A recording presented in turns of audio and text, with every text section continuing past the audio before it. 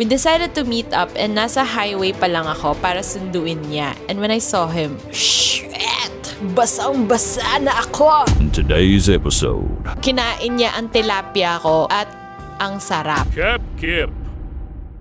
Mag-umpisa ka na ng mga kasalanan dito sa puso. Saan kayo nakatingin? Bakit kayo tumitingin sa aking chest hair? Sorry, medyo revealing yung outfit natin kasi sira yung botones nito. Pero maganda kasi siya. Wala kayong magagawa, ganyan talaga ang buhay. So, pagtiisin nyo yung chest hair ko.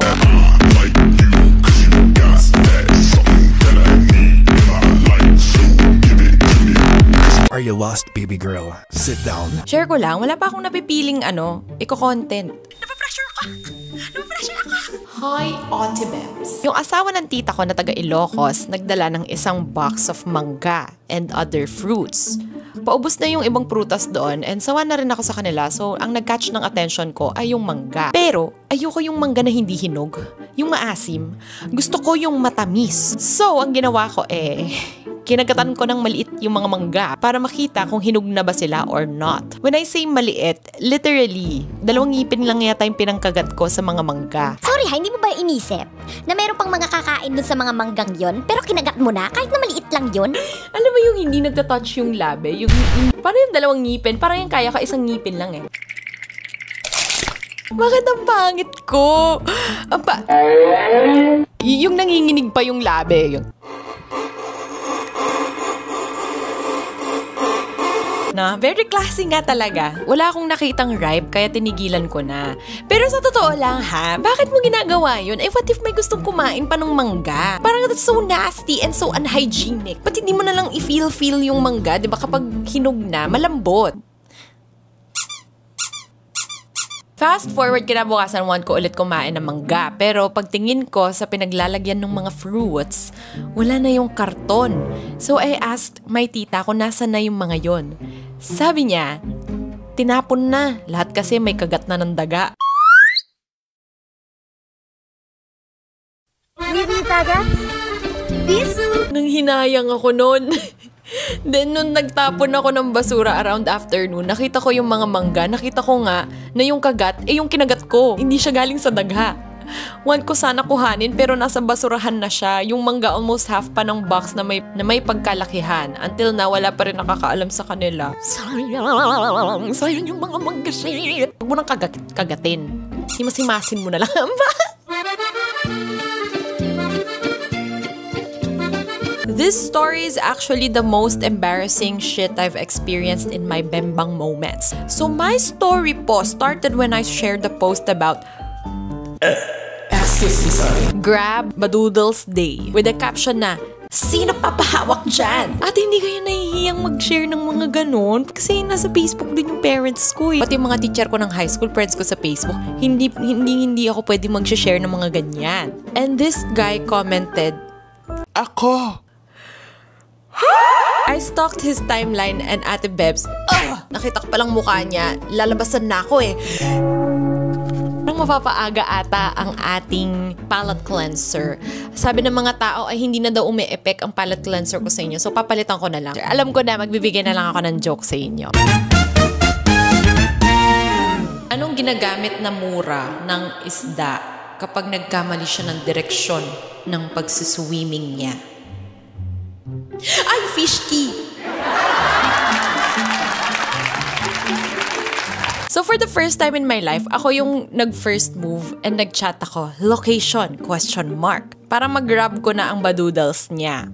And nag-reply siya, tapos pogi typings pa talaga yan siya. Ano yung pogi typings? Anong ibig sabihin ng pogi typings? Sorry, medyo tita tayo dito. Hindi natin alam ang ibig sabihin nun. Simula nun, nagka-developan kami. We decided to meet up and nasa highway pa lang ako para sunduin niya. And when I saw him, shit!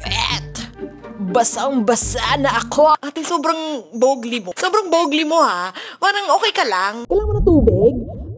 Uhaw na uhaw. Pogi talaga, Ate Bez. Talaga ba? Parang na-curious tuloy ako sa itsura. After nun, pumunta kami sa kwarto niya and we did the deeds. Gusto ko sana usap-usap muna, pero nagmamadali ata siyang tikman si Self. At agad-agad ay tinanggal ang mga garments ko. Hindi pa kami magjowa noon. And sino ba naman ako para umayaw sa gusto niya? Gusto ko na din naman siyang... Hindi ko kasi masabi. Baka maban tayo dito, B.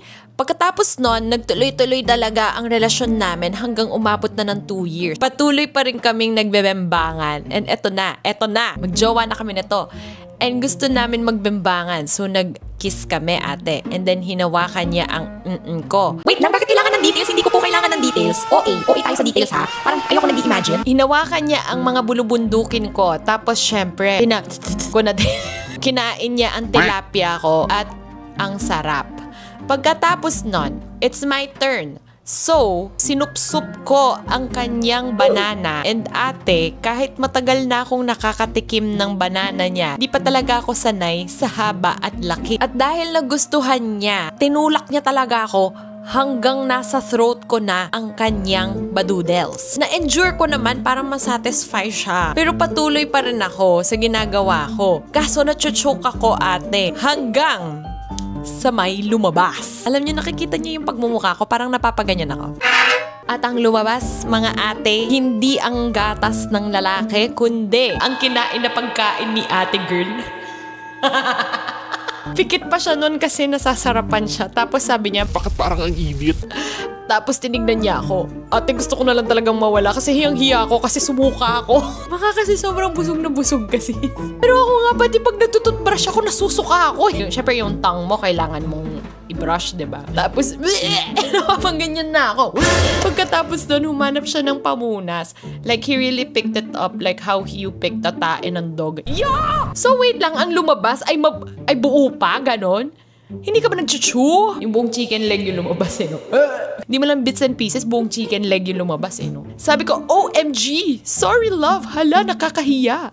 Di ko alam, masusuka pala ako. Not until I saw na may lalabas. I'm so sorry, love. Tapos sabi niya, ano ka ba? Huwag ka mag-sorry. Okay lang. Siguro napasobra ka lang sa akin. Tumawa pa talaga yan siya. Nung tumingin ako sa reaction niya while picking it up, hindi naman siya nandidiri. Pero dahil sa embarrassment ko, di na namin natuloy yung bembangan namin. He comforted me nung parang mawala yung hiya ko, ate. Tapos ngayon 3 years na kami counting. Pero, to be quite frank, that was sweet. Na willing niyang, hindi siya naging maarte na pick upin yung suka mo. Wala lang, for keeps yung ganyan na. It's the little things. Kahit na sobrang masyadong detalyado yung kinwento mo sa akin, it's the little things. So, kung meron kayong mga confessions, pakisend na lang po kay Ate Bebs. Ang link ay nasa TikTok bio. And also, I would like to say, pwede yung filter naman natin yung mga kinukwento natin. Parang yung mga mata ko, gusto kong sunugin.